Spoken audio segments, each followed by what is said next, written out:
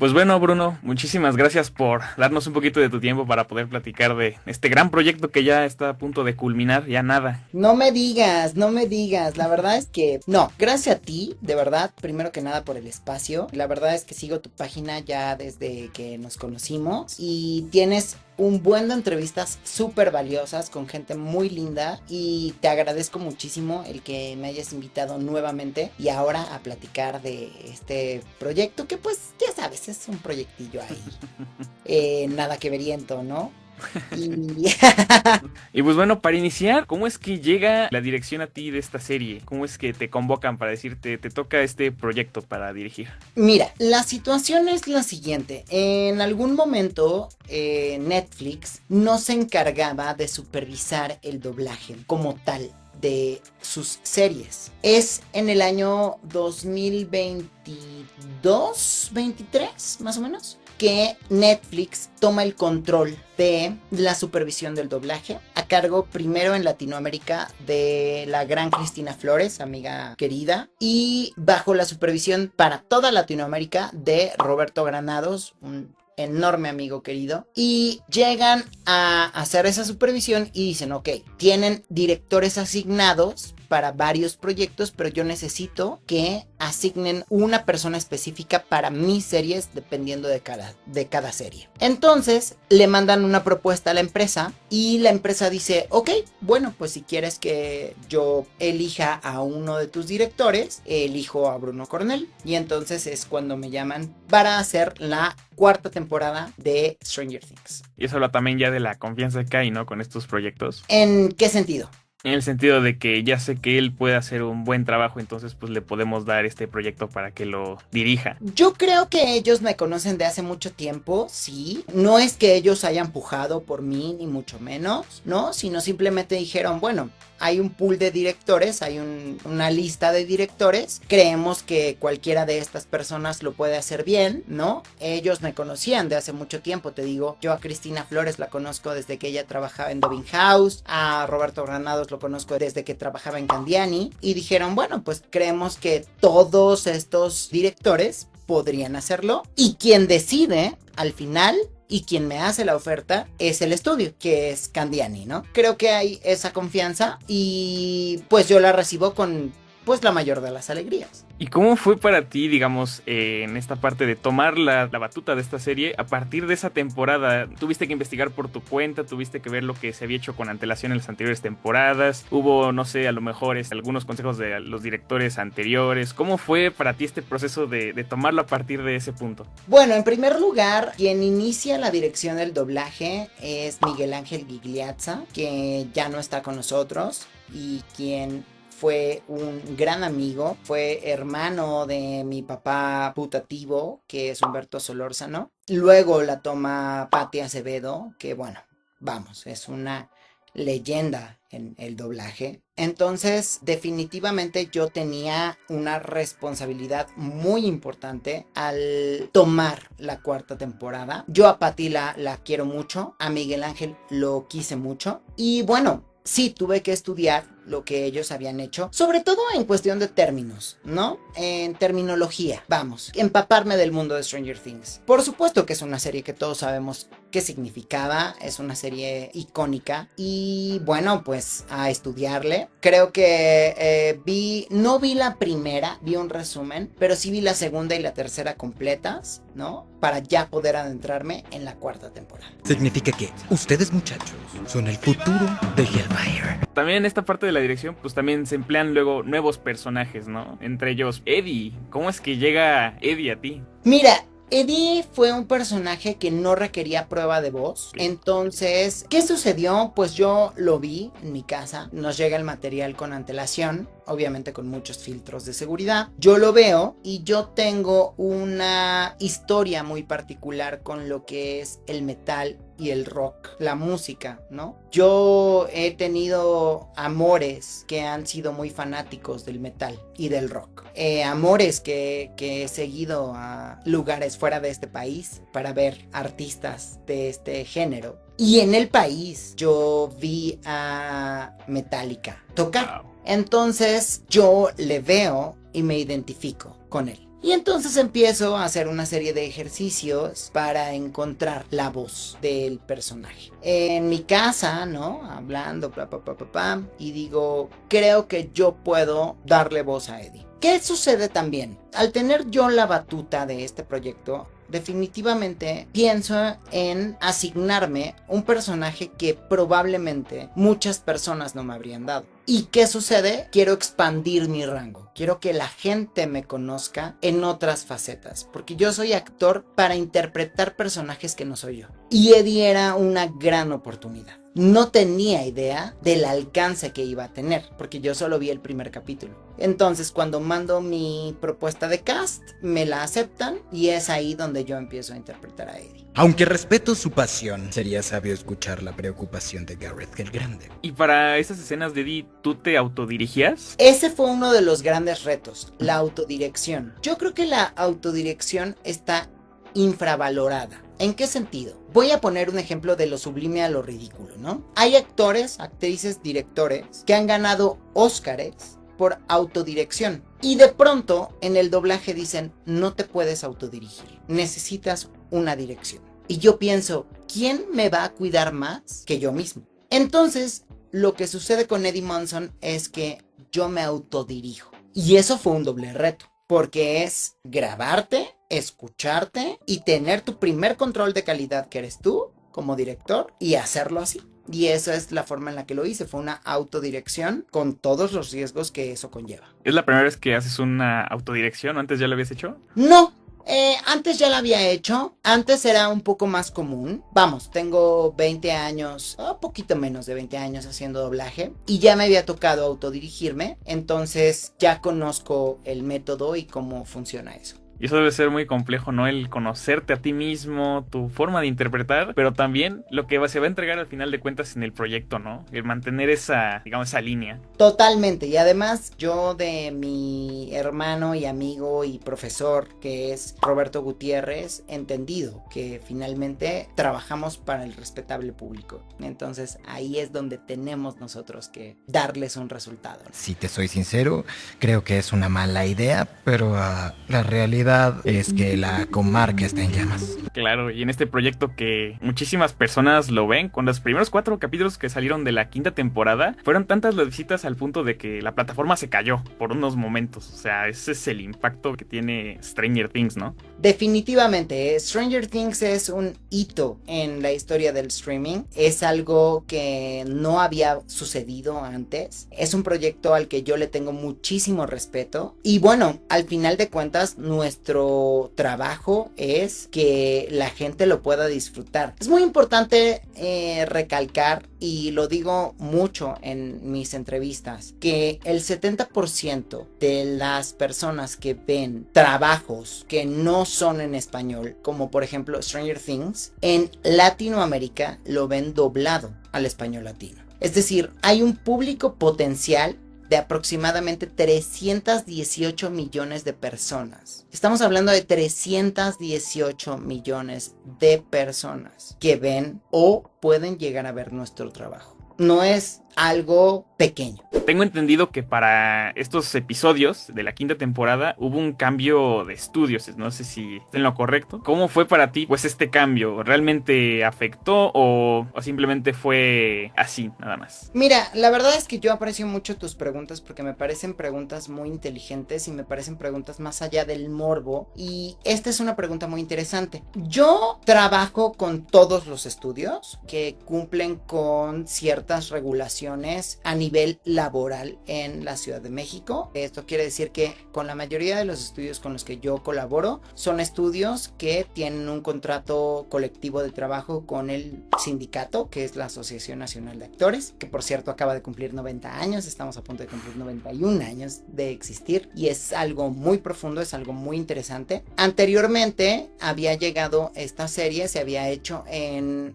Estudios Candiani Audiomaster, que es una empresa con un legado muy grande, encabezado por Mariana Candiani, y ahí fue donde por primera vez a mí me invitan a dirigir este proyecto. Luego hay una situación en la que decide el cliente, que en este caso ahora ya es directamente Netflix, que dice ya no quiero en este momento llevar productos ahí, ¿no? Este producto ahí, y lo mandan a New Art.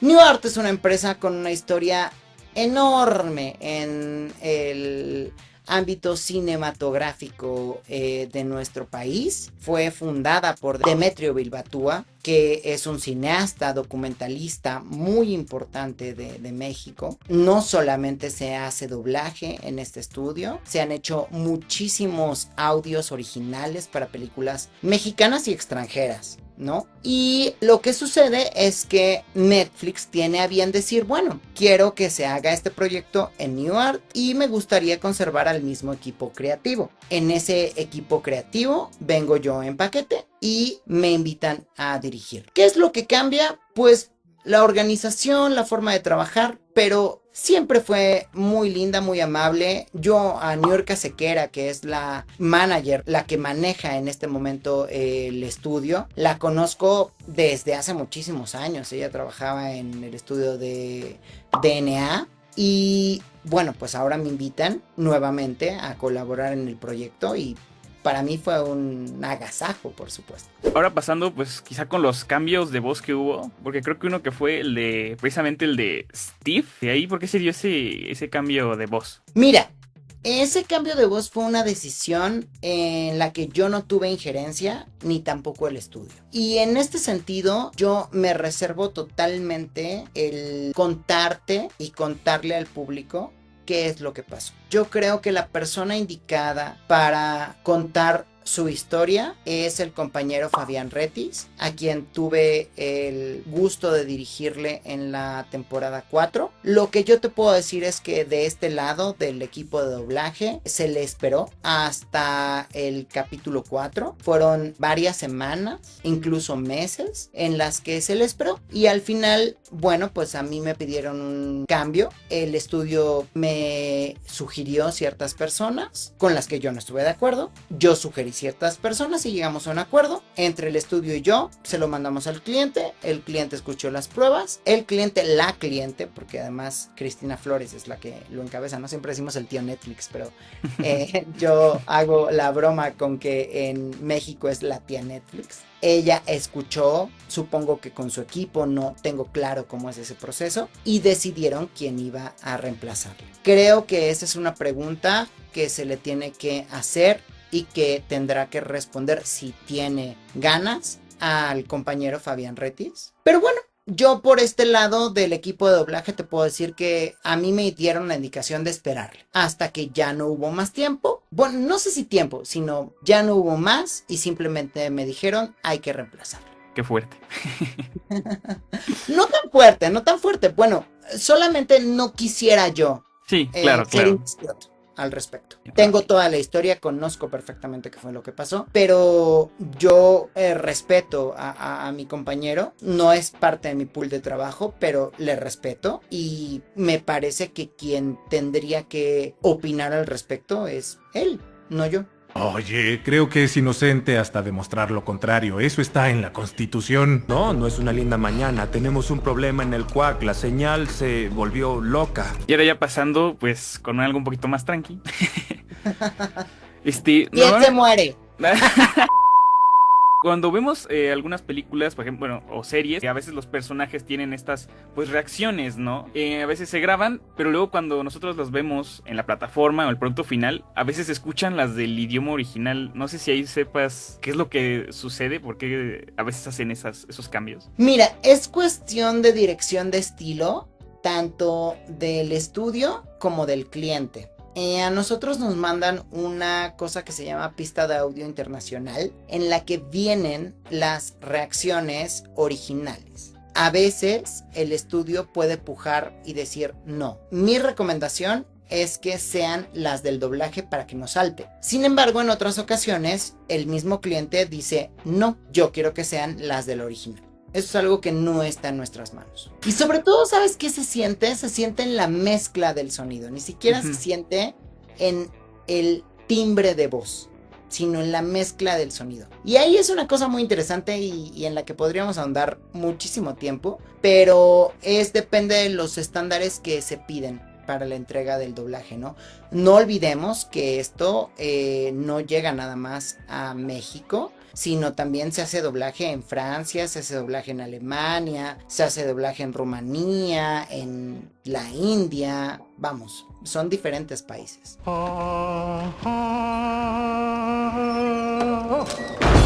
Preciosa, ¿no?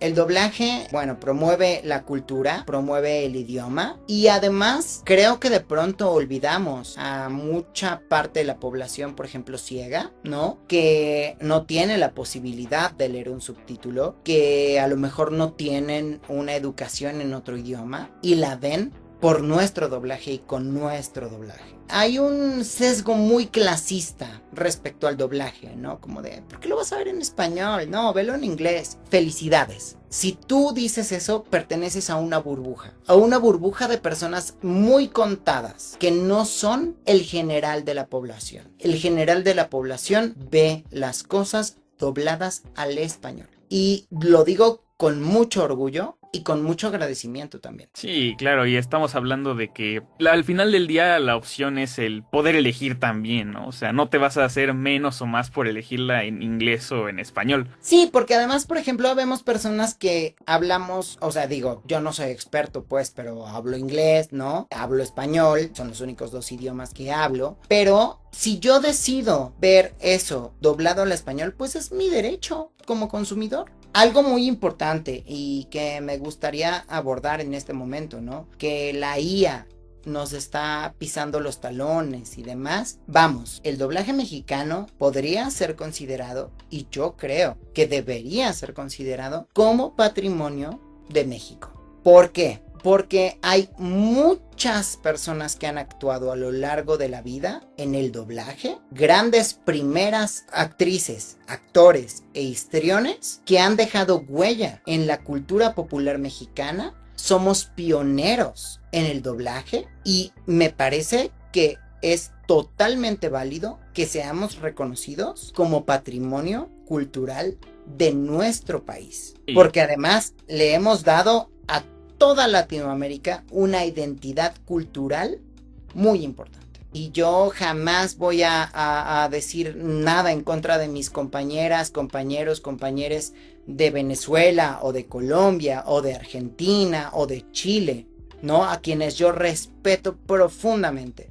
Sin embargo, definitivamente creo que hemos sido punta de lanza en eso y creo que merecemos un reconocimiento al respecto. Precisamente alguna vez he platicado yo con personas que actuamos en esto y decimos, claro, es que cada país debería tener su doblaje, ¿no? Yo creo que se lo merecen. Las personas de Perú o las personas de Argentina o de Colombia a lo mejor deberían tener su propio doblaje con su propio acento. Nos tocó a nosotros encabezar esa situación y creo que hemos marcado generaciones, como ellos lo hicieron y como ahora nosotros lo estamos haciendo. Siempre con el mayor respeto. Claro. Y ahorita, retomando esta parte de Stranger Things, pues esto también va a pasar en su momento, ¿no? Esto también va a marcar a varias generaciones, incluso quienes no hayan visto la serie hasta este punto, quienes no la hayan seguido en estos años, pues a lo mejor la van a descubrir en su momento y la van a ver completa y van a escuchar su trabajo, el trabajo que se hizo anteriormente.